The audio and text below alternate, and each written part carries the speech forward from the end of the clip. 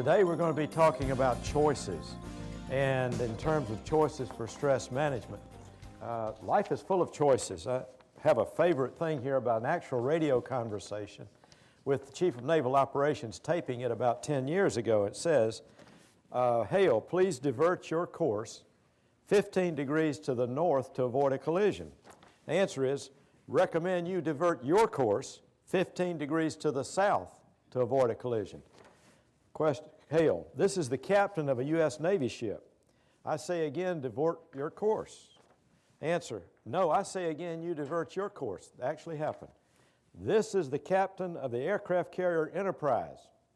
We're a large warship of the U.S. Navy. Divert your course now. Answer is, this is a lighthouse, your call. Life is full of choices. There's an old saying that you can get away with everything but death and taxes. And if you'll think for a moment, and we're going to try to think outside the box today, that's not really a true statement.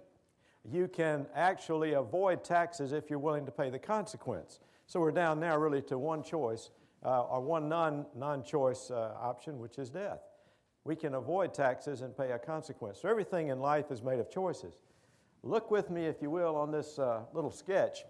There's a fellow named Yogi Berra who made a book out called When You Come to a Fork in the Road, Take It. He was in the third printing of that edition before somebody asked him what he meant. And he said, it's real simple. So he got his sketch pad out and said, when you come to a fork to go to his house, take the right fork and you'll get to his house. He said, on the other hand, if you take the left fork, you get to his house also. So regardless of which choice you make, you actually wind up at his house. The object for us today is, when we come to a fork in the road, we want to learn to make good choices, and that's what we'll be talking about this afternoon. After this session, you'll be very familiar with what stress is, what causes it, and the major ways that we can deal with it to improve our lives through good choices. We'll be taking a short quiz later on in the session too. But before we do that, let's go ahead and take a little bit of a walkthrough on what stress is to some of the people. This is an actual picture of a courthouse in Virginia City, Nevada. And you'll notice that there's something unusual about the lady here, and it teaches us about what we want to do in terms of stress too. Can anybody see what's a little bit different about her? That's right, she has no blindfold on. There are two states in America where the Lady of Justice has no blindfold. One is Nevada and the other one is Mississippi, and they say it's Mississippi because Mississippi can't afford a blindfold. Folks, stress is an equal opportunity destroyer. It favors none. It attacks us all. And we're going to look at a little bit of it in terms of ethics this afternoon. This is a saying, says how to spot a new judge. You can see what happened to his thumb there. This is an interesting statement. This is about judges. Experts are people who know a great deal about very little and who will go along learning more and more about less and less until they know practically nothing about everything. Lawyers, on the other hand, are people who know very little about many things and keep learning less and less about more and more until they practically know nothing about everything. Judges are people who start out knowing everything about everything, but end up knowing nothing about nothing due to their constant association with experts and lawyers. This is an interesting one here. It says, have you heard any word from the jury yet? This fellow's digging out of the jury room. I like this one that says, you're charged with possession of drugs. Just sit here and try to look straight. This is the annual attorney barbecue. And it's hard to see this one. It's an actual photograph of a pickup truck with the policeman giving them a ticket, and there's a little hose coming back where they left the gas station prematurely with the hose. That's a stressor. And this one is also a little unusual to see, but it's a woman or a man who drove their car across a dock, and half the car is in the boat and half the car is in the dock, and they're all stressed out. This obviously is the knights of old going at it, and one of them is going to have a stress attack. To the rescue. Today we want to look at stress in terms of what we call the tricycle approach. And what does that mean? if you'll envision a tricycle, one wheel in the front is bigger than the other two wheels in the back. And we'd like to look at stress as far as stress management in terms of the big wheel being exercise, the left small wheel being nutrition, and the right wheel being mental wellness, which is composed of relaxation, sleep, and some help with friends. Exercise, we're going to talk a little bit about the importance of exercise and the current information that came out 2 months ago. Nutrition, we're going to talk about something that's going to come out next spring that's brand new that'll be a great help to all of us. What is stress? Does anybody here give me a definition of what they think stress is? Anybody? Yes, Judge?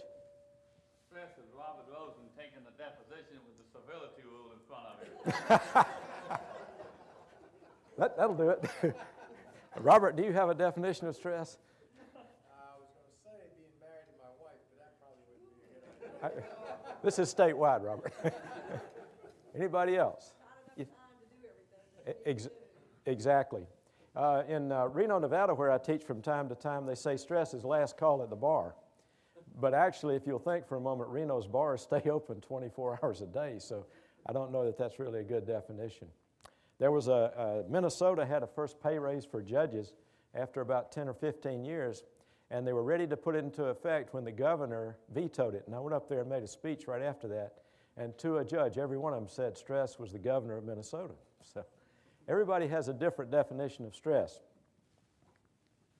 This is what did the boss have to say? This is a picture I took of a place that says stress-free weddings in a chapel by the sea. This is actually in Key West, Florida. And if you look across the street, there's a sign that says divorce lawyer. So, stress-free weddings and a divorce lawyer. In order to properly understand stress, we have to go back 10,000 years and walk with me for a moment back to that time as we take a look at what happened 10,000 years ago. Well, let's put a wrap on it then so that Judge Johnson can get up here on time. We talked about stress. Remember the caveman? Remember the fact that stress is the application of force to the mind, and the caveman had 3 choices. He could run, fight, or negotiate, or run back in the cave. And that we found 10,000 years ago it was a run or a fight. Today it's negotiations. We also found that stress is the application of force to the mind, which creates the flow of these chemicals into the body, adrenaline, noradrenaline, and cortisol. And within a space of 30 seconds they go in the body. They cause the stomach to shut down, blood pressure to increase, and all these other things which last up to 5 hours. And the trick is to get those chemicals out of there or to get rid of them as quick as we can. And if we adopt a lifestyle of exercise, nutrition, and wellness, you'll find that your life will bear the load of stress chemicals in your body so much better, you'll get rid of them so much quicker. And if you concentrate on the tricycle with the big wheel being exercise, twice as much attention to exercise as diet, twice as much attention to exercise as mental wellness. Folks, people who say I'm overweight, don't worry about it. This is no longer the issue. Weight is no longer the issue. It's exercise now. Anybody who is overweight and exercises is going to live a much better life than a sedentary, thin person. I say again, weight is no longer the issue. It's exercise. And we learned under the techniques under exercise, the 3 levels, 30, 45 to 60, and over 60 minutes. And we learned 30 minutes a day of moderate exercise or 20 minutes a day of vigorous exercise. And under nutrition, we're looking at calorie reduction, we're looking at the DASH diet, or we're looking at this new diet that's coming out here this spring.